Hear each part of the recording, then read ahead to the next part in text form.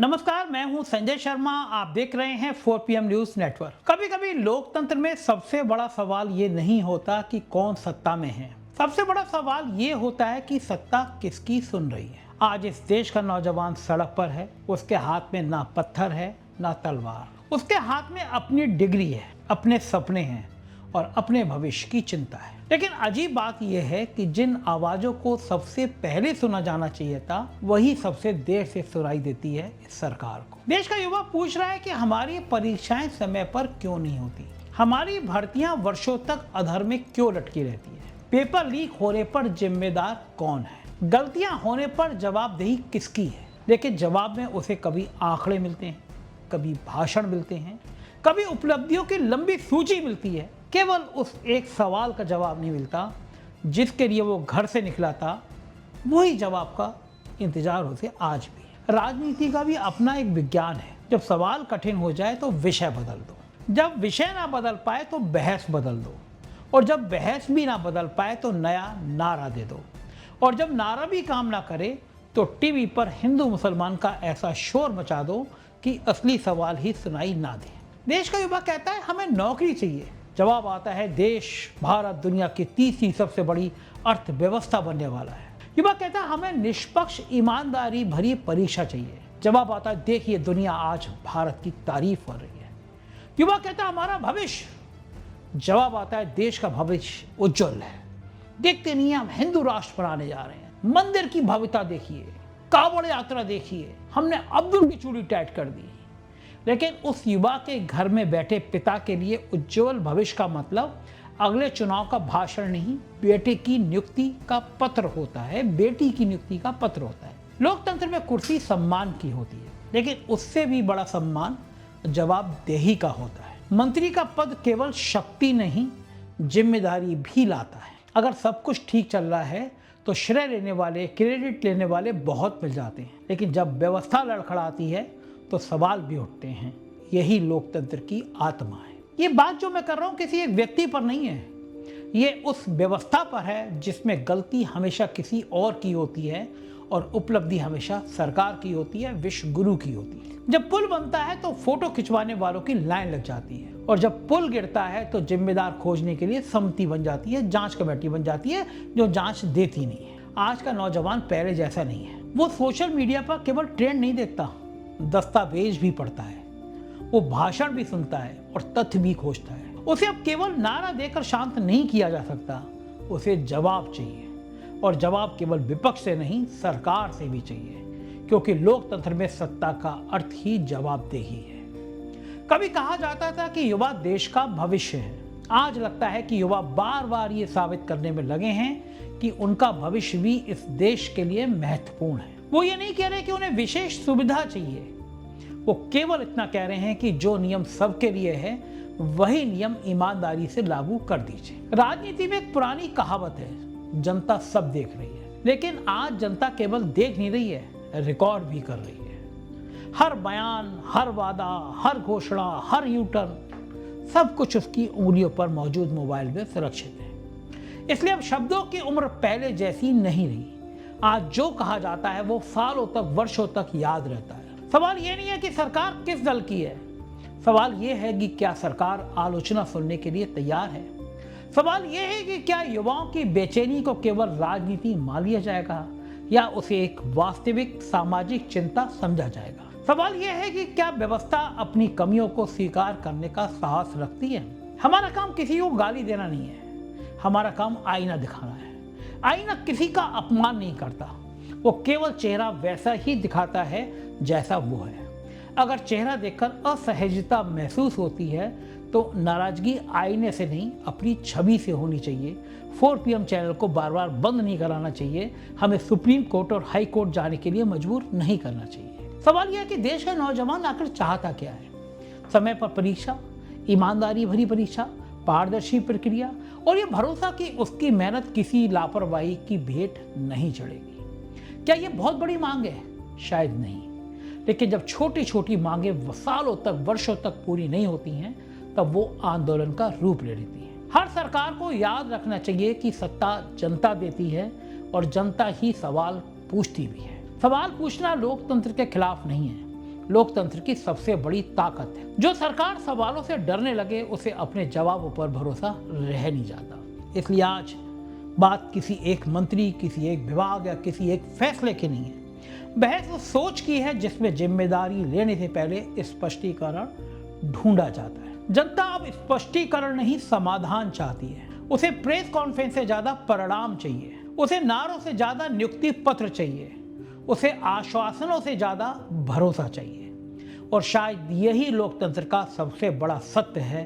कुर्सियां बदलती रहती हैं, सरकारें बदलती रहती हैं, चेहरे बदलते रहते हैं, लेकिन जनता का एक सवाल कभी नहीं बदलता, जब गलती हुई तो जिम्मेदारी किसने ली। और सबसे दिलचस्प बात यह है कि जब भी नौजवान अपनी बात लेकर सड़क पर उतरता है, सबसे पहले उसकी नीयत पर सवाल उठते हैं।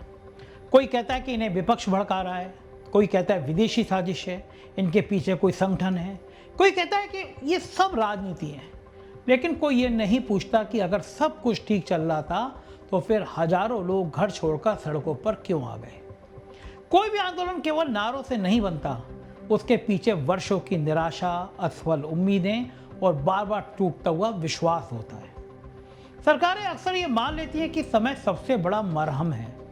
कुछ दिन बीतेंगे, लोग भूल जाएंगे, नया मुद्दा आ जाएगा।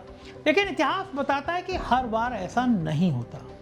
कुछ मुद्दे समय के साथ दबते नहीं और गहरे हो जाते हैं। जब किसी परिवार का बेटा 5 साल तक भर्ती का इंतजार करता है, जब किसी छात्र की उम्र परीक्षा और परिणाम के बीच निकल जाती है, जब मेहनत के बाद भी व्यवस्था पर भरोसा कम होने लगता है, तब नाराजगी केवल राजनीतिक नहीं रहती, व्यक्तिगत हो जाती है। यही कारण है कि लोकतंत्र में जवाबदेही केवल एक शब्द नहीं, व्यवस्था की रीढ़ होती है। किसी भी सरकार की असली ताकत ये नहीं होती कि उसके पास कितने सांसद हैं। उसकी असली ताकत ये होती है कि जनता को ये भरोसा रहे कि गलती होने पर सरकार उसे स्वीकार करेगी और सुधार करेगी। क्योंकि गलती हर व्यवस्था से हो सकती है, लेकिन गलती को स्वीकार करना हर व्यवस्था के बस की बात नहीं होती। आज का नौजवान इंटरनेट की पीढ़ी है। उसे याद रहता है कि किस मंच से क्या क्या कब कब कहा गया था, कौन सा वादा कब किया गया था, कौन सा लक्ष्य किस तारीख तक पूरा होना था। अब भाषण हवा में नहीं उड़ते, वो वीडियो बनाकर हमेशा के लिए सुरक्षित हो जाते हैं। इसलिए जनता का धैर्य भी पहले जैसा नहीं रहा। उसे केवल शब्द नहीं चाहिए, परिणाम चाहिए। राजनीति में एक और विचित्र परंपरा है। जब उपलब्धि मिलती है तो उसका श्रेय तुरंत ले लिया जाता है, लेकिन जब विफलता सामने आती है तो जिम्मेदारी का रास्ता अचानक बहुत लंबा हो जाता है। तब फाइलें घूमती हैं, समितियां बनती हैं, रिपोर्टें तैयार होती हैं, जांच चलती रहती है और जनता इंतजार करती रहती है कि आखिर जवाब कौन देगा। ये बात किसी व्यक्ति विशेष के लिए नहीं है, बल्कि हर उस प्रवृत्ति के लिए है, हर उस नेचर के लिए है जिसमें हर असुविधाजनक सवाल को देशभक्ति की परीक्षा बना दिया जाता है।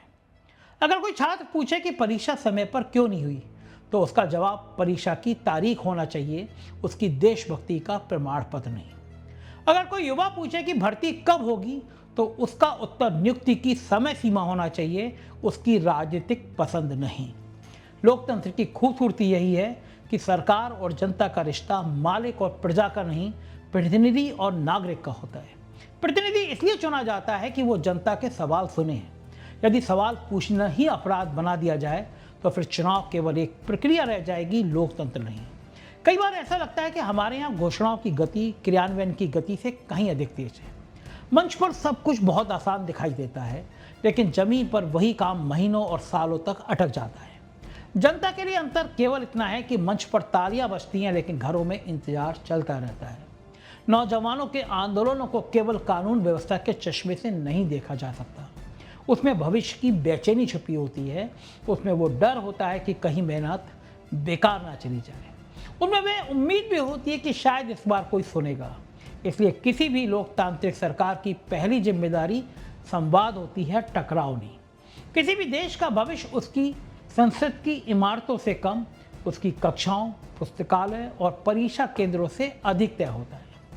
यदि शिक्षा व्यवस्था पर विश्वास डगमगाने लगे तो उसका असर केवल एक बैच पर नहीं पड़ता, पूरी पीढ़ी पर पड़ता है। और जब पूरी पीढ़ी सवाल पूछने लगे तो ये केवल राजनीतिक चुनौती नहीं, राष्ट्रीय चुनौती बन जाती है। आज आवश्यकता इस बात की नहीं है कि कौन किसे हराएगा, आवश्यकता इस बात की है कि व्यवस्था अपने नागरिकों का विश्वास कैसे जीतेगी। विश्वास भाषण से नहीं बनता, विश्वास फैसलों से बनता है, विश्वास पारदर्शिता से बनता है, विश्वास इस एहसास से बनता है कि यदि गलती हुई है तो उसे सुधारा जाएगा और भविष्य में दोहराया नहीं जाएगा। सत्ता की सबसे बड़ी परीक्षा विपक्ष नहीं लेता, सत्ता की सबसे बड़ी परीक्षा जनता लेती है, और जनता की परीक्षा हर 5 साल में नहीं होती, वो हर दिन होती है। जब कोई किसान अपनी फसल बेचता है, जब कोई छात्र परीक्षा देता है, जब कोई बेरोजगार नौकरी की सूचना पढ़ता है, जब कोई परिवार अपने बच्चे के भविष्य के लिए उम्मीद बांधता है, तब परीक्षा होती है। यही वजह है कि लोकतंत्र में विनम्रता किसी सरकार की कमजोरी नहीं, उसकी सबसे बड़ी ताकत होती है। जो सरकार ये कह सके कि हाँ यहाँ कमी रह गई, उसे हम सुधारेंगे, वो जनता का विश्वास अधिक आसानी से जीतती है बनस्पत तो सरकार के जो हर आलोचना को साजिश बताने लगे और कहने लगे ये विपक्ष का काम है, दुनिया की जाने कौन कौन सी ताकतें हमारे पीछे लगी। ये झूठ है, और यही वो क्षण होता है जहां राजनीति को आत्ममंथन करना चाहिए, क्योंकि इतिहास में कई सरकारें चुनाव विपक्ष से नहीं, जनता की निराशा से हारी हैं। जनता बहुत कुछ माफ कर देती है, लेकिन ये महसूस होना कि उसकी बात सुनी नहीं गई, ये भावना सबसे अधिक खतरनाक होती है। इसलिए आज बहस केवल एक किसी घटना की नहीं है, बहस उस भरोसे की है जिसे लोकतंत्र की सबसे बड़ी पूंजी कहा जाता है। यदि ये भरोसा मजबूत रहेगा तो मतभेद भी लोकतंत्र को मजबूत करेंगे, लेकिन यदि यही भरोसा टूटने लगा तो सबसे ऊंची आवाज़ भी जनता के मन तक नहीं पहुंच पाएगी। क्या मैं सही हूं या गलत हूं? आपकी राय, आपका फैसला मुझे बहुत हौसला देगा, बताइएगा ज़रूर। शुक्रिया, थैंक यू।